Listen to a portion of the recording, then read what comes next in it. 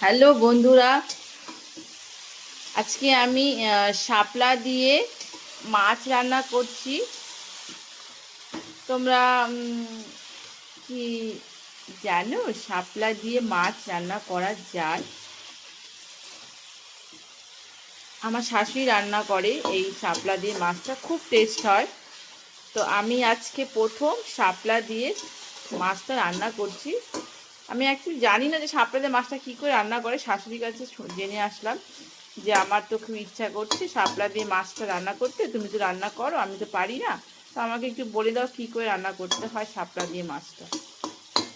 তো শাশুড়ি যেভাবে যেভাবে বলে দিয়েছে সেভাবেই করলাম, দেখা যাক কেমন হয়। এখন এটাকে সুন্দর করে ঢেকে দিতে হবে। মাছটা দেওয়া হয়ে গেছে, এখন এটা হালকা হিটে হবে।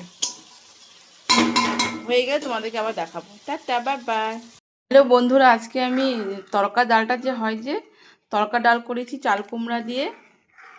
এটা হচ্ছে তড়কা ডাল বলে এটাকে। দেখো ঘন করেছি, তড়কা ডাল করেছি। আর করেছি শাপলা দিয়ে মাছ।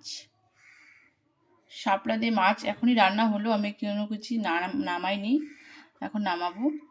তো দেরি হয়ে যাচ্ছে না, তোমাদেরকে আগে ভাবছি ভিডিওটা ছেড়ে দিই। শাপলা দিয়ে এটা মাছ করেছি আর করেছি ডাল, ব্যাস এটাই করেছি আমি আজকে রান্নাঘর রেসিপিতে।